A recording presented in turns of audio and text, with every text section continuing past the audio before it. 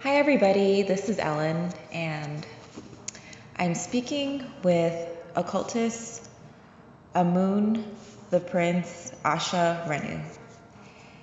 And you're listening to Hypnosis Heals, where I'm going to interview people in the occult world, the metaphysical world, and the spiritual world. So today I'm with Asha, and we're going to discuss just whatever's going to flow to our minds. It's going to be very casual. So thank you so much for coming in today and just speaking and hanging out. I really appreciate it. So I first stumbled upon your videos I think when you first started making them. It just kind of came to me on YouTube, like on the side playlist, like videos, recommended videos. I clicked on one, and ever since then I've been hooked. It's like become a nightly ritual. Like I listen to it, I get a truth bomb. It'll be like a little practical thing, and then I'm like, oh, that's right, and I apply it to my life, and I noticed a lot of changes. Like my dreams are very vivid, and they tell me a lot of things, and I do little things like I would eat not mindfully, and then you're like, bless your food, and I really do, and I'm like, this makes like a difference when I absorb and I digest it. It makes a difference. So thank you so much for all your knowledge and bringing public awareness for that. No problem. Yeah, where did you get all Just in a this? day's work. Yeah, so you are a lifelong student of this. And I bet you a lot of your information has been channeled to you through dreams, studying, through spiritual experiences, meditation, yoga, psychedelics, everything, right? I'm assuming. Okay, great. Well, if we want to establish a timeline, then for me it started with astrology. I was about a teenager. My first interest was astrology. So that started to open my mind up into spiritual knowledge, because I also used to play a lot of video games, and it was all type of video games. You could go back in time and live through the Middle Ages, go to the future and do some futuristic stuff. So it was like you were able to time travel, and it's like you project yourself into an avatar when you play a video game. It's like you're the one going through this world, and this is why you are affected. When you die, or when it's a close. You really feel attached to it because you really have projected your consciousness into this. So That's right. In the process of doing that, video games. What else was I doing? Yu-Gi-Oh cards. Learning how to play and really striving to be the best, and competition. And that's essentially how I met a lot of people that I still speak to today through playing this game. And it was unpopular. We would bring our cards to school. People would laugh at us, but we stood our ground. We kept doing it. Eventually it became a popular table because we stood our ground. We wasn't letting nobody run us off, and we were just gonna do our thing. Eventually everybody left us alone. So when it was time for me to leave home at 18, I stumbled upon meditation. It was a yogi, a famous yogi. I don't remember his name. It was a yogi of the Beatles, whatever his name was, and they were doing a documentary because he had died that year. I believe it was 2009. So they were showing a documentary. So the documentary was based on meditation. And that was my first exposure to meditation. I'm like, oh, that sounds pretty interesting. And I also stumbled upon that led me to subconscious mind and memory banks and working your mind. So eventually at that point, I stopped working so much on my body. I woke up every morning at 4 a.m., meditate. Just started working my mind and exercise my mind. And my vision and my dream was to be in LA. Didn't know how. I had family in LA, but nobody just had, plane ticket money. And I was about to go to job groups, it's time to leave. So my vision was LA. So that's all I thought about. Get up every morning, just do it. It would get to a point where I would have dreams so vivid, I would wake up and my nose would bleed. Just because, it was a lot of chakra activity going on. And so it was, because before I felt any root chakra activity, I felt crown chakra. And that's why in my videos I say from the top down, because that's how it started for me. I started to feel pressure from my crown before before I even knew about chakras and all that, but I remember feeling this pressure in my crown. So also my first crystal was amethyst as well. Now, just a process of doing this every day, just establishing a routine, meditation, working my mind, exercising my memory, trying to connect the dots and doing things like that. Gnosticism, the esoteric part of Christianity. Eventually, I get the call from my brother. Hey, we got a ticket for you. Come to LA. I'm like, how do you do that? He was like, I didn't even have to pay for it. Went to the bank. I had the money in my hand. I was going to give it to the bank teller, but they didn't even take it. But they typed it in the computer as if they did. I'm like, who does this? I'm like, okay, there's some magical stuff working. So at that point, it was official to me. I'm like, okay, I know this wasn't just some random activity, because it was. Nobody could have imagined it would have happened that way, and there was no money spent. Absolutely, that's right. That is right. It was like a completely free ride. So like it was. I can't tell you how everything works. I just know it does work, because I'm a living testament. That's how I was able to get to LA and have the experiences. Now we're out here and we're talking, having this conversation, and it just go on from there. So just to give a brief timeline to how everything started. Wonderful. So. Thank you. No problem.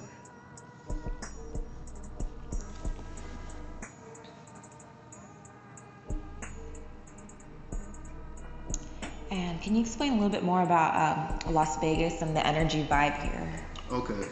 That's what your we're energy diagnosis, about. Yes. Okay, so because I'm here for a nice mini vacay, and I was telling you earlier how the drive here on the 15 was incredibly hypnotic. Like I was just like past memories came up, and I was just zoning out really hard on that drive. It's a beautiful drive, like absorbing the desert, looking at the scenery, and then you see the city, and then instantly it's boom, you see all the stimulus and activity, and it's pretty nice. it's very, it's beautiful. It's fun to come here.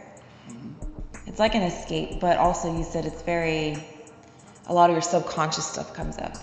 See, with Vegas, I've been coming here since 2009, just back and forth, LA and Vegas. Yes. It was just like my second home, and every time I come here, it's different. It used to be like a collective thing, me and my brothers, Then eventually I started to come on my own. And every time I come to the city, it's because, I'm constantly growing, I'm constantly looking at things, I'm constantly meditating and pondering on puzzles and things, mythology, and just, whatever I'm doing, you advance just by thinking. You get deeper into your thoughts, you mature just by the act of thinking alone, because you go deeper into your thoughts and it starts to connect. So just through the process of thinking, you go to a place a year later, you're going to see a whole different reality, as if it wasn't there before, but it was. And Vegas is definitely Sin City, and it's definitely what happens in Vegas stays in Vegas, because this is the place to release your subconscious buildups, to allow yourself to remove anything that was within you that you otherwise couldn't release. Yes. You can do it here, because it's because of the energy here, it's acceptable. So when you see somebody drunk, when you see somebody having a lot of fun, there's not what the fuck are you doing? There's no judgment, right? Right, it's 24/7. Exactly. You can be doing this shit. If you don't want nobody to see, do it at 3 a.m. You can whatever you want to do, whatever is in your imagination, you can bring it to life here and experience it, and just go back home as if nothing fucking happened. Right, and absolutely. live a normal life. And so it's more about releasing all that energy and definitely connecting with your third eye, definitely helping to clarify vision, because sometimes you have to experience things to gain an understanding. Sometimes it can't come from a book. Sometimes you have to go and live and do something different and do something new and travel, as you do. And that's what opens up things. You have to see it for yourself and it be amongst the energy, because every city has crystals. You can say underneath Vegas is silver, underneath California is gold. So the crystals influence our minds, just as they say astrology, the planets influence us as well. So we are being influenced by not only the planet and its crystals, but also the stars. Right. This is what makes us magnetic beings. This is what makes us energetic beings, as above, so below. So, great. Yeah. I want to talk about, I know you talk a lot about chaos magic, alchemy, rituals. Mm-hmm. What are some things you've done that were really effective in your life? anything you can share, or if they're personal, that's fine. Anything. Personal? I know, too personal. Man, you know, when you have a YouTube channel. Exactly, it's all out personal, there. especially when you volunteer, and it's all about sharing your experience. Everything is personal nowadays. If you don't get personal, what are you doing? Right, absolutely. You know, this is what has been missing from the world. People, it's been this collective thing. We've been so collective. Yes. You know, everybody do this. Everybody now. You know, people have the opportunity to be individuals because of social media now. Anybody can build up a following and build up an online thing, and anybody can really be whatever it is that they want to be. There's no limitations now. There's no, you have to go through what, there's no such thing as this. You can literally, everything from prostitution to being a grand architect. You can do whatever it is, whatever your path is, whatever path you choose to walk. We are in the times where you can do it. So in terms of just exploring and just stumble upon certain things, a ritual, just to give a basic definition of what it is, you can say it's a process you put your mind through to have a change. For example, you may do a 21-day ritual to build a new habit or to remove a habit. You can say that's a ritual because your goal is to remove something or to add something. Yes. Remove or add. So if you want to remove something, you have to stop doing the thing and you have to replace it with something. If you want to add on something, you have to find the time. You know, it's all about structure and organization. Whenever we talk about thought is about organization. We have all this dark matter, all this chi, all this prana around to manipulate at will. So our skill set exists in the process of organizing our thoughts, organizing this dark matter, because this dark matter becomes physical matter. So it's the process of intangible ether becoming solid matter, because it's essentially the same thing. Just as water can be a solid, liquid, or gas, solid is also non-solid. Just like they say, there's everything in the physical has a counterpart in the astrals, but everything in the astrals doesn't have a physical counterpart. So every thought doesn't manifest, but the ones that are given enough energy do. So it's a process of, a ritual is strengthening your mind and concentrating first, or solely on a certain thought or a certain process in your mind. For example, like I saw 11:11 on the clock. So a ritual could be, okay, for the rest of the night, I'm going to say 11:11, and me consciously doing this, right? Because I'm constantly doing, I'm going to see how that affects my reality. Because, you know, if we're dealing with numerology, we know that 1 deals with the sun. So a double 1 is a double sun, you can say, which creates the moon. A feminine, 1 + 1 is 2, and 2 is a more feminine, which is the moon. And we say, well, this is Sin City. You know, Sin is, you know, an ancient god it's a moon god. So everything is connected. So a ritual is really exploring a certain part of yourself, which can be found in any mythology. Like, for example, with the subconscious, you can study a goddess like Isis to go deeper. If that's the type of work you want to do, so you can say, I'm going to dedicate the next 21 days to studying this particular goddess and doing a particular ritual, lighting a candle before, you know, I light up my weed. You know, I'm gonna call her name, or I'm gonna focus on a mantra, or I'm gonna say something dedicated to the goddess, which is just a representation of the subconscious. Yeah. It's just a symbol, something to trigger you, because the subconscious mind speaks in symbols. And everybody's mind has personal symbols. So the process of decoding dreams and rituals is just decoding your own personal language. So once you know your own personal language, you can start to program yourself, because you can't program it with somebody else's language. You have to create your own language, because we all have different experiences. Yes. So if you see a snake in your dream and I see a snake in my dream, it has a universal meaning. It can mean this, that, or whatever, but it still has a personal meaning as well. You're absolutely right. And I use that a lot in hypnotherapy with my clients. Oftentimes we always ask the client, like, okay, so what do you want in your life? We write down their exact words, and then in the hypnosis process, we feed back the same words to them, because it's in their understanding, in their subconscious mind. Exactly. Right. Yep. It's powerful. I want to Everything is tell subconscious. more people about the subconscious mind, because it's 88% of our total mind power. Our conscious mind is 12%, and our subconscious mind is 88%. And if we can reprogram it, we can achieve pretty much anything, in my opinion. Let's go deeper into the subconscious. All right. The subconscious is your lower conscious. The subconscious was controlling the heartbeat. Yes. Everything within our body that we're not even thinking about. Because if we had to think about all this shit, we would die. Yes. So the subconscious, meaning there's a higher intelligence, because not only is the subconscious controlling everything is working in unison, in harmony, so that nothing fucks up. Correct. So there's a higher intelligence, and also the body heals itself. Yes. So there's a higher intelligence that knows how to identify a problem and fix it. So whatever we come up against, the body knows how to deal with it. The body knows how to stay in line. Even, all type of destruction, people have survived gunshots, stab wounds. So even in the legs and arms cut off and still survive. So the body is the most advanced piece of technology on this planet, because we still have not grasped the full understanding of who and what we are. Like if just the same as ants and how the fuck they build massive ant colonies. Yes. And they're so small to the point where they even sanitize it. So they eat the dead bodies, they cleanse it. So it's a very clean environment. And they communicate quantumly with the quantum field, high frequency vibrations. They don't talk. Whenever they need something, they emit a vibration using their abdomen or anything else. So they communicate there, and it's one mind. It's millions of ants with one mind. The same way, the subconscious, you have liver, stomach, lungs, various organs, but one mind keeping it all together.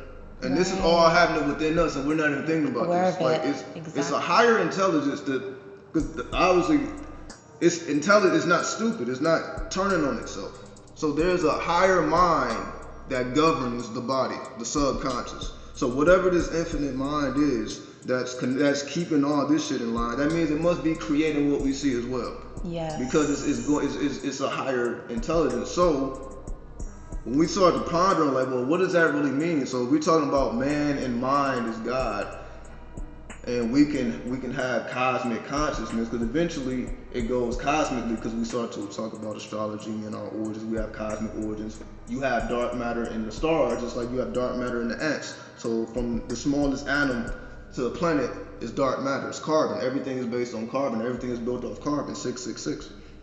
So if everything is based on this carbon, the carbon must be connected with the subconscious. And consciousness is connected with the spirit, because if you stop breathing, you lose consciousness.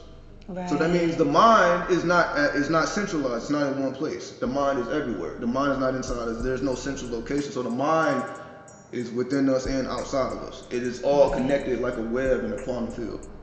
Right. So the mind, if the mind is not stationary, that means it can move. So that's why when we think, it moves and it vibrates, just like the ants communicate with high frequency. The mind communicates with high frequency. This is why we can transfer thoughts into things. Everywhere we look, we see this. This is a manifestation of thought. Everything there's no place you can look, and all this started off as thoughts. It's just an organization of matter. So we can do shit like this. If we can do shit like build hotels, fucking pyramids. Right. I mean, we're just really tapping into what we can truly do. And now because we're entering into a time where everybody is becoming conscious to a certain degree. It's never been a time like this. Because this is a time of chaos magic, because everybody has came into consciousness from their own path. And everybody brings in certain elements that they have brought to themselves. Some people may be into witchcraft, some may be into Wicca, some metaphysics, quantum physics. Everybody has a little piece of something, and they're bringing to the table, and everybody is just coming in together and just sharing their experience, and then we all have came to the same conclusion. Right, absolutely. Mind over matter.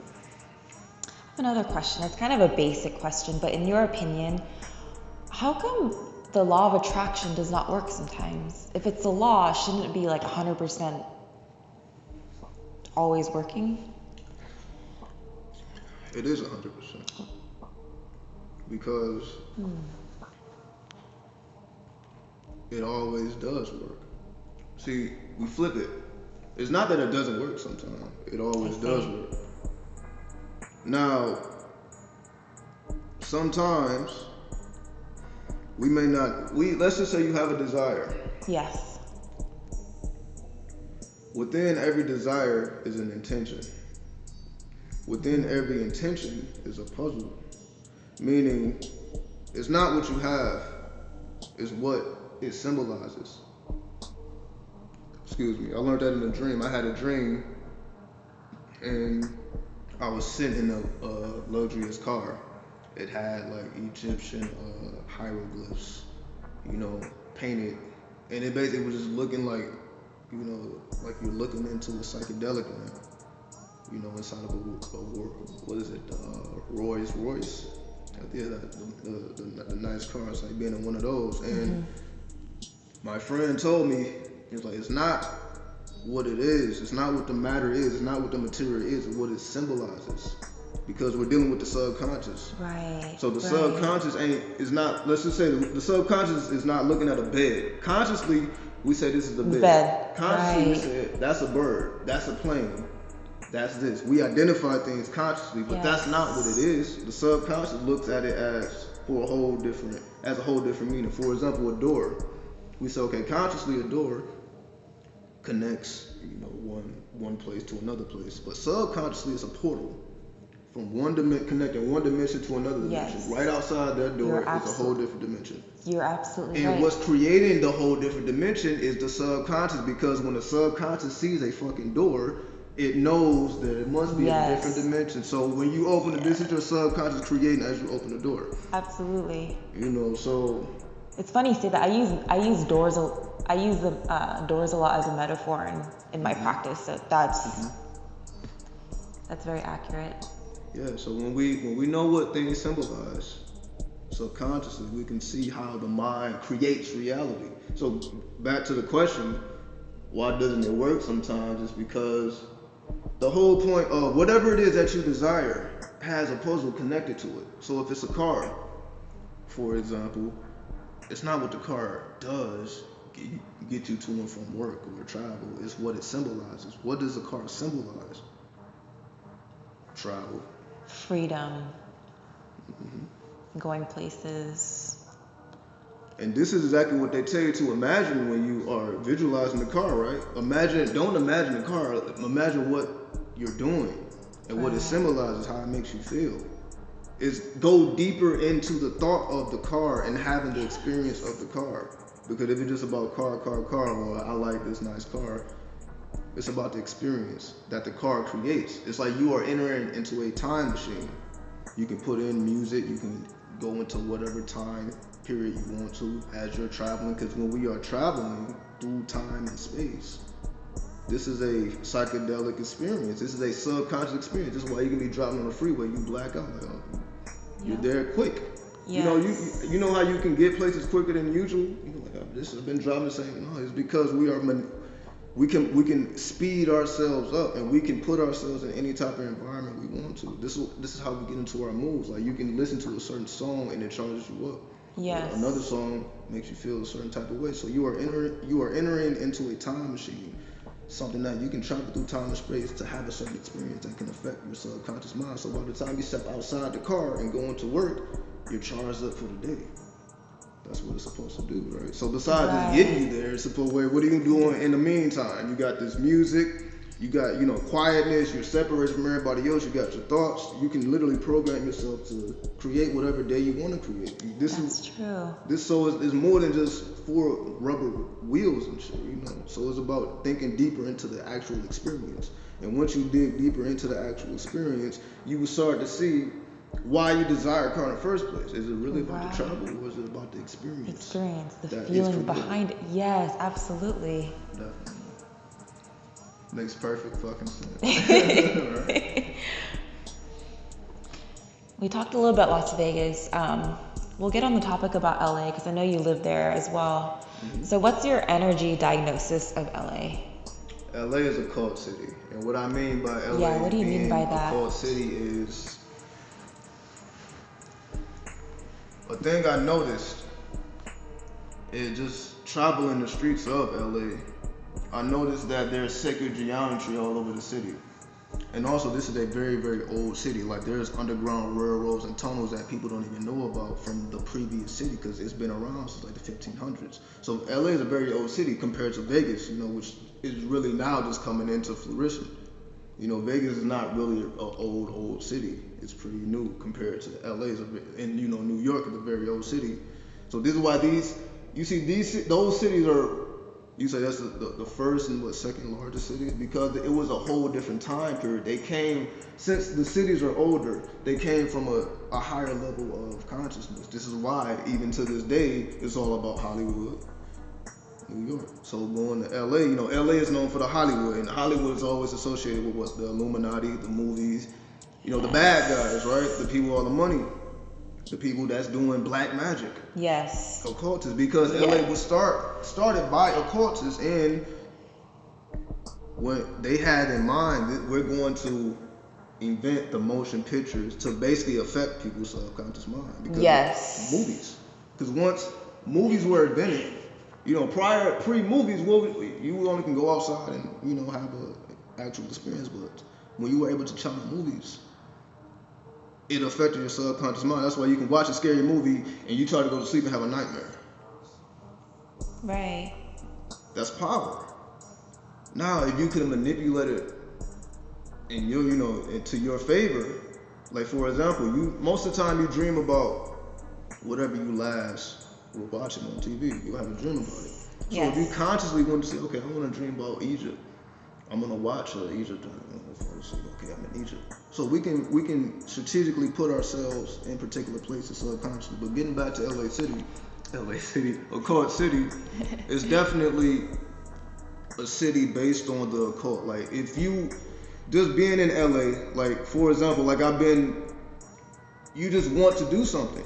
You don't want to. It pulls you. It pulls you. Even if you don't have nothing to do, you see so many people having a destination. You don't want to just be looking at everybody else doing shit. You're like, okay, I need to get my ass to the fucking library or something. I need to advance myself. It's all about innovation, elevation, advancement. Like I stayed in the libraries. When I didn't have nothing else to do. Like I have to get out and learn something every day. It pushes you forward because it's that goal. It pushes everybody forward. It's about the aggression. Just driving to LA, some people bring the beast out of you. Yes. Like the aggressiveness of the drive. It's like it's a life and death situation. And we don't even really know it. It's like, wait a minute. It really be there. You driving LA. Yeah. It's chaotic. It is. You can say this. A lot of people say this is, they call it hell, because this also with the porn industry, that whole thing. Because LA is bigger. They say it's the base chakra, Saturn. All these things connected. Like why is LA this? Why does it have all this energy? Is because not only is it connected to the gold, it's connected to the occultists who, let's just say you want to build the city, you can create the environment with which people live in. Like for example, like when you look at traffic stops and crossroads, all these things are energies. Like if we look at cities from an energetic level, let's just say LA, from an energetic level, like we were saying, is you are forced and you are pulled to do something and to be creative and to be. Yes. You're not just going to be stagnant. Same thing you say with New York. Everybody's all about the hustle. You're not going to feel right to stand still. So LA, if you can channel that energy, because it's about, you can say it's very religious in LA. It's all about Jesus. Very religious in LA. Scientology, mythology, Zeus. Like when you go downtown and you look at all the buildings, you're constantly seeing Zeus. When you study the architecture, see it's not just different. A lot of people miss it, but the people who live downtown, in the lofts, the people who have been there for generations, who have passed down the knowledge, they understand why they live in a certain building, why the building, if you can build a city, you understand something that somebody who lives in the city don't. You understand a higher level of mathematics. So, and LA is the highest level that you can possibly achieve, because you say it's the richest state in the world. or at least in the United States, all based off of mainly Hollywood. Subconscious manipulation basically has taken over the world. Everybody wants to go to fucking Hollywood and become a star. Why? What does that mean to become a star? To become a legend, to become somebody that's worshipped? No, It's really about, it's an energy. Every star is connected to just as the stars in space have a personality. Right. Zodiac signs. Every star is connected with a certain personality. What I mean by that is, for example, you have, let's just say, the star of Venus. The star of Venus, you can say, was Marilyn Monroe. She represented the energy of Venus. That's why she's worshipped. It wasn't particularly her. It was the energy what she represented. So it wasn't even her. It's who she was beyond the physical. Yes. That's why, because she's been dead how long, and she's still the pinnacle of beauty. So it's what she represented beyond that. It's Venus. It's it goes back to mythology. So certain actors are chosen to represent, somebody represents the sun, somebody represents the moon, somebody represents a particular zodiac sign, somebody represents a higher energy that you can contemplate on and unlock potential within yourself. So you take it to the next level. So going back to LA, it's all about being a star. It's all about Hollywood. It's all about, living up to a certain standard. It's about living up to the highest standard. You're in the mountains, you're in LA, you're around these beaches. The beaches is the most alchemical places there is. You have all the elements. Yes. Everything. That's the most magical place to be. Because I know, I went to Venice Beach and fuck with LSD and had the most magical experience I could ever fucking imagine. This shit was like, I was projected into a fucking different reality. I was hearing birds. The sound of birds that weren't there. I'm like, why am I hearing birds? It's 3 a.m. on Venice Beach. Why am I hearing birds? I'm like, the sound is traveling from the other side of the earth. So when the water finally hits LA, you're hearing the sounds of birds from all across the world, which is why they call it the city of angels, the city of messengers, the city of birds, which you hear the sound of every time the water. You don't hear it in the daytime because there's stuff going on, but at night you will hear it. But the police don't allow people to be there at night, so most people will not know that. So like, we had to take a risk. We're like, we gonna fucking see what's going on over here. And we took the risk, and that's what we discovered.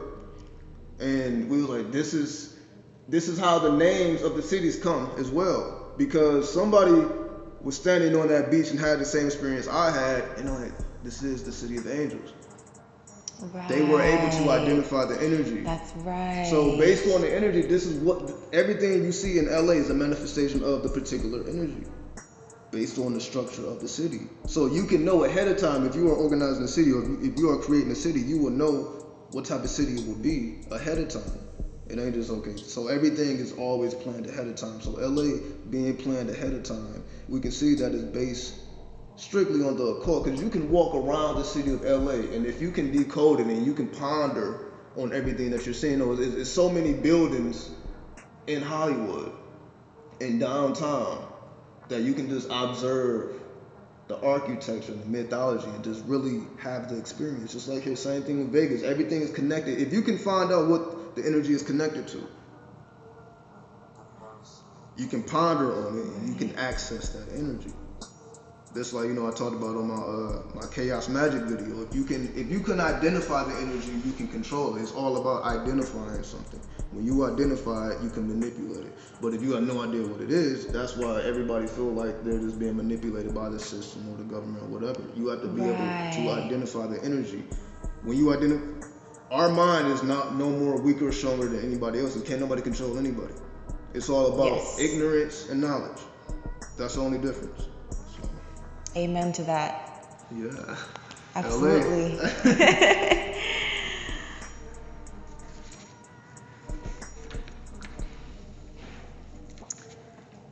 All right.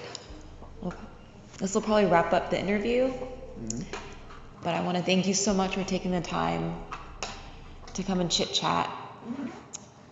Do you have any upcoming plans for next year? After walking the streets of Vegas. I see that I have to show it. Everything that I'm speaking about now, I'm like, okay, I have to show people Sin City. I have to show, okay, this is what you see, and this is the energy connected to it, and this is what you can ponder on, and this is what you can tap into this, and you can. This is how we create our reality. You have to be able to identify things. You have to be able to tap into your own. If you can identify it out here, you can identify it in here. So when people call on spirits or anything like that, it's just them identifying a particular energy within themselves. That's just a code word for you to activate something within you, for you to have a certain experience within yourself. So if you can identify the energy, you can identify it subconsciously. And this is why when you call out something, before you smoke or before you do a ritual, you can channel in that energy and work with that, as they say, work with the energy and ponder on it and see what type of messages it reveals to you and connect the dots. And this is how we advance and we elevate and we mature, working with spirits, working with deities, working with our own subconscious and pushing the limits. We know everything it is about the subconscious. Now it's time for us to see what's really going on and what we can really do in terms of whatever your path is. It enhances whatever you're already doing. It makes your life magical. And I know for myself, my life was pretty dull before spirituality, but now it's fucking amazing. So Beautiful, beautiful. All right, thank you so much.